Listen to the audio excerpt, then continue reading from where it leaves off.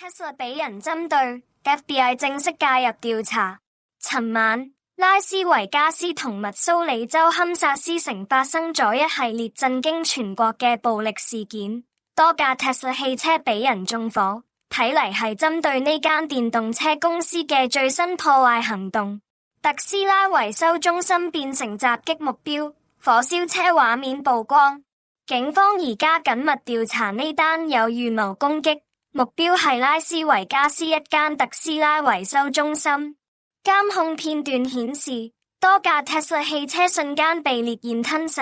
警方證實，呢場縱火案導致至少5架特斯拉完全焚毀或者嚴重損壞。另外，維修中心外牆俾人噴上 resist 抵抗大字，明顯呢單襲擊可能係出於政治動機，專門針對特斯拉。警方聲明，嫌疑人接近大樓時，使用咗莫洛托夫雞尾酒、燃燒彈作攻擊。Tesla Cybertruck 經銷電都中招，幾個鐘內再有縱火案。幾個鐘後，密蘇里州堪薩斯城嘅一間特斯拉經銷商亦俾人縱火，事件嚴重到聯邦執法機構即刻出手。FBI 已經正式介入調查，並同當地警方合作，確認兩宗案件係咪有關聯。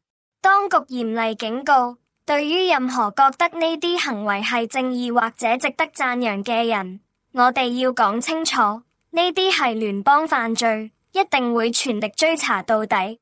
特斯拉遭破壞事件激增，馬斯克成為眾矢之的。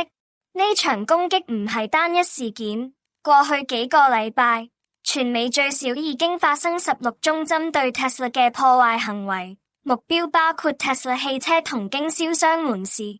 有分析認為，呢啲襲擊可能同馬斯克 Elon Musk 近期捲入政治風波有關，主要原因係佢同特朗普政府嘅關係，引發部分激進分子的事。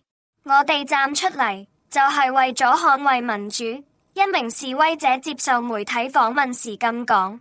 特朗普強硬回應，襲擊企業要付出代價。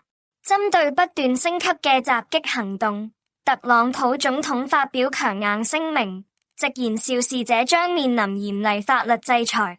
如果你攻擊特斯拉或者任何企業，我哋一定會追查到底，你要為此負責。市場震盪， Tesla 股價暴跌。受襲事件影響，特斯拉股價暴跌40%，投資市場對 Tesla 未來穩定性產生極大疑慮。馬斯克對此回應，直指呢啲襲擊行為係恐怖主義，並強調呢啲事件已經對特斯拉公司同整體市場造成嚴重影響。如果你鍾意呢條片，記得訂閱我哋嘅頻道，拍個 like，留言話俾我哋知你嘅睇法。